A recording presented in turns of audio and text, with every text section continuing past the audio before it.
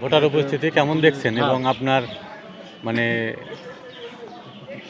জয়ের একটা যে কেমন ভোটার উপস্থিতি এবং আপনার পক্ষে যে ভোট প্রদান হচ্ছে বা আপনার অনুভূতি কেমন, যে কি আশা করতেছেন আর কি? জি, আসসালামু আলাইকুম রহমতুল্লাহ। বিসমিল্লাহির রহমানির রহিম। আপনাদের ধন্যবাদ। আপনাদের মাধ্যমে আপনাদের দর্শক শ্রোতাদেরকে আগামী বাংলাদেশ জনাব তারেক রহমানের পক্ষ থেকে অভিনন্দন। জি, আলহামদুলিল্লাহ, আমরা সকাল থেকে আজকে ভোটার উপস্থিতির পরিবেশটা বেশ ভালো দেখছি। এই পর্যন্ত আমি মহিলাগঞ্জ, শালমারা, এখন কোচারশহরে অবস্থান করছি। 3টা ইউনিয়ন চলছে। সবগুলো সেন্টারে যদিও যেতে পারিনি, মোটামুটি যে কটা সেন্টারে গেলাম তাতে দেখলাম যে ভোটার উপস্থিতি মোটামুটি আশাব্যঞ্জক। তবে একটা বিষয় কি, বিভিন্ন 2-3টা কেন্দ্র থেকে আমার কাছে ফোন আসছে কিছুটা, কোনোখানে আইনশৃঙ্খলা কোনো একজন সদস্যের বা আবার কোনো জায়গায় কোনো প্রিজাইডিং অফিসার বা সরকারি প্রিজাইডিং তাদের কিছুটা পক্ষপাতিত্ব বা একটু বিমাতাসুলভ আচরণে এরকম আসছে। তো খুব উল্লেখযোগ্য কিছু আমি বলবো না, তারপরেও আমরা সংশ্লিষ্ট কর্তৃপক্ষকে সেটা জানিয়েছি। আর বাকিটা যা দেখছি এখন পর্যন্ত যা দেখলাম, ভোটার উপস্থিতিটা মোটামুটি সন্তোষজনক। তবে ভোটার উপস্থিতি যদি সম্পূর্ণ হয়, আলহামদুলিল্লাহ ভালো একটা শতাংশ ভোটার উপস্থিতি হয়, তাহলে আমরা আশা করছি যে ইনশাআল্লাহ জয়ের ব্যাপারে আমরা শতভাগ আশাবাদী। এবার আপনার মহিলা ভোটারের উপস্থিতি আপনি কেমন দেখতেছেন?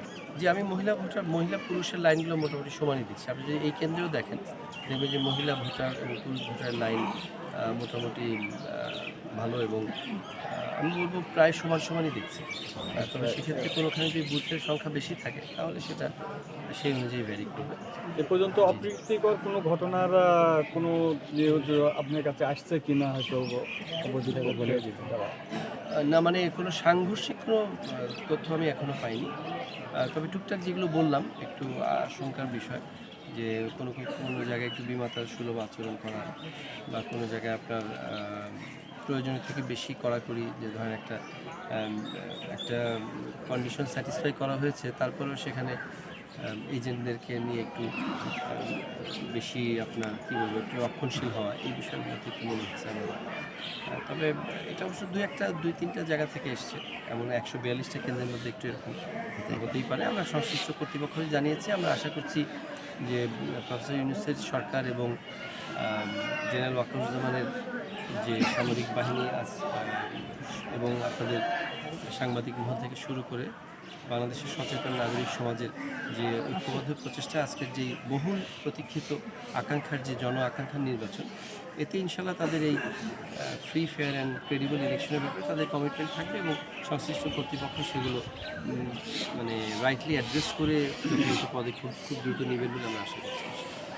আমি একটু অনেক কয়েকটা ভোটকেন্দ্র দেখি আমরা লক্ষ্য করছি, অনেকে জিজ্ঞাসা করে, বিশেষ করে বয়স্ক কিছু মানুষ না ভোটটা সম্বন্ধে কিছু বুঝতে পারছে না, তারা কনফিউশনের মধ্যে পড়ে গেছে। এই ব্যাপারে আপনি কিছু বলেন? তারা কনফিউশনের একটা বড় বিষয়। প্রথম হলো যে আপনি যখন একটা কিছুকে বলবেন গণভোট মানে আপনার জনগণের ভোট আর কি। গণভোট মানে আপনার বিষয়টা হলো ইটস এ জেনারেলাইজ টার্ম। যাদেরকে নিয়ে ভোট তাদের তো আসলে, ধরেন আপনার আজকে কী হচ্ছে, আপনার জাতীয় সংসদ নির্বাচন হচ্ছে, তারা জানে যে এটা কিসের ভোট। এখান থেকে নিম্নকক্ষের সরকার নির্বাচন হবে এবং তারাই সরকার গঠন করবে যারা 151+ সিট পাবে। কিন্তু গণভোটের বিষয়টা আসলে যে 4টা প্রশ্ন, এটা কি তারা আসলে জানে কি?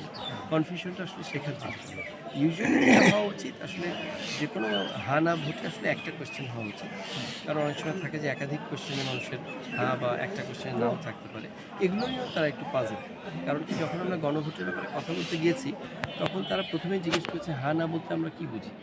তারপর যখন বলেছে যে কিছু প্রশ্নের উত্তর দিতে হবে, তখন বলছে প্রশ্ন কী। তখন স্বাভাবিকভাবেই ইন ডিটেল প্রশ্ন তারা বোঝার মতো একটা ক্যাপাসিটি হওয়া, ধরে নিলাম আলহামদুলিল্লাহ বুঝলো। তখন যদি বলে আমাদেরকে, যেটা অনেক সময় বলেছে যে আমার তো 2টা আমার হ্যাঁ দিব, 2টা না দিব, তখন কী করবো? ওই জায়গাগুলো আসলে কবি নীরব, মানে আমরা আসলে সদুত্তর দিতে পারিনি। এই কারণে কনফিউশনটা বোধহয় ওখান থেকে এসেছে। আর বাকিটা আসলে ওইটার, যেমন একটা জায়গায় গেলে আপনি যেহেতু দীর্ঘদিন আপনি সাংবাদিকতা করেন, মানুষের চোখ মুখ দেখলে গসিপিংটা দেখলে ভোটের পূর্বাপর যে গসিপিংটা থাকে ওখান থেকে মোটামুটি বোঝা যায় যে কোনখানে ধানের শীষটা ভালো করছে, কোনখানে অন্য মার্কা ভালো করছে, এটা বোঝা যায়। তেমনিভাবে হানাও কিন্তু কিছুটা বোঝা যায়। তো সেক্ষেত্রে আমরা যেটা বুঝতে পারছি, হানার ব্যাপারে একটু কনফিউজ থাকে, মানে যারা কেউ হাঁ দিয়ে থাকলেও আসলে কনফিউজভাবে দিয়েছে, না দিয়ে থাকলে কনফিউজভাবে দিয়েছে। তারা যে খুব স্পেসিফিক্যালি বুঝতে পেরে দিয়েছে এই ব্যাপারে আমরাও একটু কনফিউজ আসলে। আমাদের মনে হয়নি যে খুব বুঝতে পেরে তারা দিয়েছে।